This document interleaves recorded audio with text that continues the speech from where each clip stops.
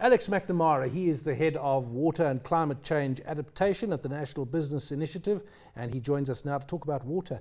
Alex, good evening to you. The water issue, it always seems to be a junior portfolio in cabinet. It's regarded as on the periphery to the main business of the country, like the economy and defence and so on. But we should actually make it the most senior portfolio. It's so important.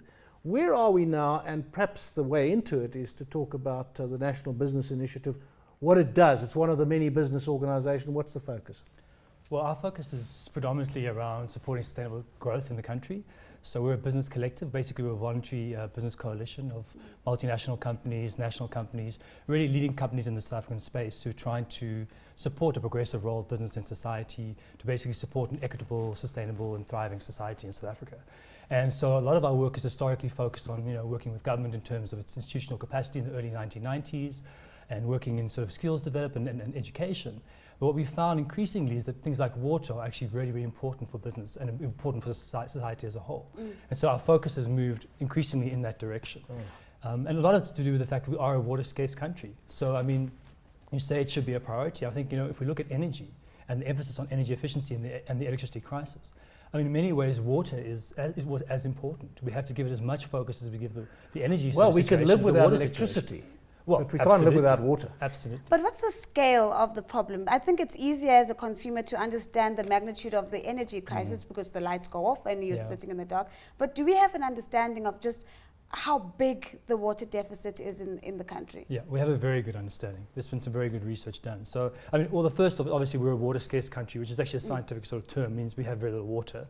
But we know that we have a sort of a 17% gap between supply and demand by 2030. So in other words, demand would outstrip supply by 17% by 2030. So that's quite a significant challenge. So we know the scale of the problem, but mainly the main thing is that actually a lot of our available water supply has been taken up. We've allocated. We've developed the engineering solutions that we need. So we're looking at much softer solutions in some ways. We also have to look very much on the demand side, on the conservation side, because we've raised dam walls and we are developing new infrastructure, but now we actually need to look at other options as well. Let's look at usage. Who actually is using the water? We're hearing about water restrictions and people are getting quite exercised about the water restrictions in Johannesburg. It's happened before. Yeah. In the 1960s, there was severe drought. People were on, you had to switch off things for half the week. You weren't allowed to draw water, not water the garden, not fill the pool. This has happened before. But who actually uses all the water? What's the percentage of households to agriculture to big business? Yeah. I mean, one must not underestimate the role, for example, of the domestic user. I mean, just to cite an example, some of the issues around dam availability have been even linked to the watering of gardens recently. So it's not as if there's not a significant player. But traditionally speaking, our biggest water user has been the agricultural sector because of, obviously supporting food security and food availability in general. So they traditionally have been the biggest user, and there's quite a lot of work now to try and look at improved irrigation and working with farmers to reduce their water consumption. Some industries obviously are quite big water users as well, but there's actually a need for a collective focus, domestic users, commercial users and agriculture. But you've got rough percentages where the water goes? About 2/3 of our water use is agriculture, and I think about 20% will probably be industry, about 20% will be domestic. But those are rough figures. Certainly the 2/3 agriculture would be very close. And the conservation element, which is one of the things you raised right at the beginning, are we making progress in the right direction in terms of capturing the mindsets of consumers, irrespective of whether they sit in government or households or big business, that you actually need to use less water from here on? I don't know if it's achieved the status maybe as we have, for example, with energy. Yeah. I think in terms of government, there's now a war on leaks, so we know that this is a strong priority for government. The Department of Water and Sanitation has said that they're going to train a number of people to fix leaking, taps and pipes, etc. So it's a strong focus of government. It's a critical area really for the country. I think we see a number of corporates that have done a lot. They've done water audits and they've tried to understand their water usage and reduce their water consumption. But I think there's still a lot that we can do in the commercial space and a lot we can do in the domestic space as well. So I think there's still a lot of work that we have to do. Is it being driven, to come back to that junior portfolio in government, is it being driven as hard as it should be by government? I think, in many respects, I think it has been. I mean, there's increasing understanding of the role of water in the SADC region, for example, and the understanding that we need to have a regional strategy to water is topmost, for example, the SADC agenda. They understand the importance of that regional infrastructure and the regional water issues. I mean, the president, I think, was the one that came out with the war and leaks approach. So we are seeing some sort of national impetus, I think, and obviously the department itself of water and sanitation playing a key role in that regard. I mean, I think we could probably do more. There is a national water conservation sort of program that's been commenced with, but I think given the scale of the challenge, we could look at further impetus. One would also just want to make the comparison, for example, with carbon tax and the kind of innovative thinking that's been brought in that space in terms of having some of these indices traded so that you can really begin to drive and incentivize conservation. Do you get the sense that there is an innovative approach and innovative thinking around whether it's conservation or water infrastructure and all of these issues that underpin this particular challenge? I think on one level, we don't necessarily need to innovate that much. I mean, in a sense, if I had to give one piece of advice to companies and others, it's basically just monitor your water usage. Have a monitoring and targeting system in place, because you'll pretty soon realize that you'll pick up leaks earlier or find leaks that you didn't have, or realize actually you're paying for your neighbors or the next building's water. So as a simple measure, you can do that kind of thing. Actually, a lot of the time, the basics are what's needed. On the more innovative side of things, I think the most exciting thing that's happening at the moment is this whole focus on what's called ecological infrastructure. So in other words, I mean, the classic example is in Durban, where the municipality there has realized that the hard engineering solutions actually have reached most of their limits in a way.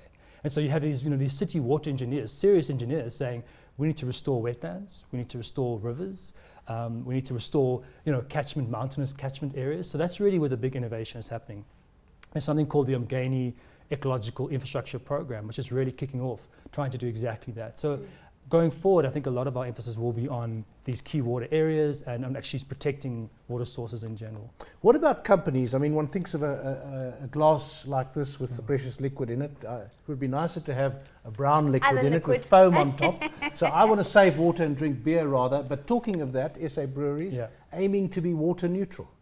So you use all this water for your beer, obviously, but in the processes and so on, you want to put back, recycle and so on, so that you're actually not using water. And other companies as well. That is really the cutting edges, really, is where you look at your supply chain, for example, and you work with farmers in that case, and you really try to work with the hops growers and basically help them address their water risk and get their water supply increased. So are we quite good at that kind of thing? We have some leading companies in the space in South Africa, and SAB Miller and SAB is one example. There are many others as well. So we have some very good leading practice in South Africa around supporting local municipalities and reducing their water consumption, for example. So looking at the wider local context, not just looking at a sort of operational approach, but companies looking beyond their fence line, actually looking at water partnerships with civil society, with local government, etc. He's making me feel better about water and South Africa, because it sounds like quite a lot's being done. There is a plan underway, and I want to get a sense of how this plan then fits into COP21. We're all up in arms, excited when we hosted COP17, I think it was. COP21. What's COP21 again? It's the climate. It's the Conference of the Parties, is what COP stands for. Climate change focus. It's the annual climate change meeting, the global meeting to try and address climate change. I knew that. I was just for the viewers who don't know. Exactly. So it does. How high up on the agenda is water? Is water. Interestingly, water and the whole adaptation area, so how we adapt to a warming world, is very high on the agenda. And people are saying we need to look at water and adaptation of that whole area as closely as we look at how we reduce our greenhouse gas emissions, so how we tackle the core problem.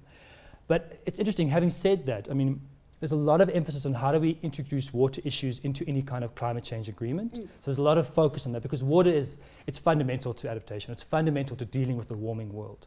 But by the same token, because climate change is so critical and because it has such a strong impact on water resources, I mean, in South Africa as a prime example, that a lot of the emphasis is now on saying, what can the water community do to help actually strengthen a climate change agreement? Right. Because actually the climate change agreement is so fundamental to avoiding a 2-degree warming world, which for South Africa could be 4-degree warming by the end of the century. Major impacts on water resources, evaporation, etc. What about Gauteng? One thinks of Johannesburg. Nearly all the major cities of the world are on rivers, ports. They naturally coalesced, London, the Thames, around the water source. Johannesburg coalesced around the gold mines. And our water source happened to be, 50, 60 kilometers away on what is now called the Vaal River. Now, Gauteng just keeps growing and growing and growing. And that estimate that you said about by 2030 will be 17% short. Is that accommodating that by then there won't be Pretoria, Johannesburg, it'll just be one mega city? Metropolis, yeah. I think that in some ways that maybe is a conservative estimate, that 17% supply gap, because also we haven't factored in climate change necessarily. So as you have higher temperatures, it's basically a direct correlation. The hotter it is, the more water you need to drink. It's a basic kind of assumption. So we could expect increased demand, actually. But you're right. I mean, cities and water is a major issue. The world is urbanizing. In some ways, it's an opportunity because you have economies of scale. But like you say, in Gauteng, we don't have that available water resource with us. So, I mean, obviously the Lesotho Highlands process and phase 2 of that is underway is critical to securing our water future here in Gauteng. But I think we will also look at other options. We have to look at water conservation. We will probably also have to look at water reuse and recycling. And it's really something where everybody has a role to play. I was just thinking about the municipalities as such a key stakeholder in the provision or the supply chain or the value chain of water, and their capacity to also manage that particular process. What does it look like in South Africa right now? I think there are some challenges at the local government level in terms of water service delivery.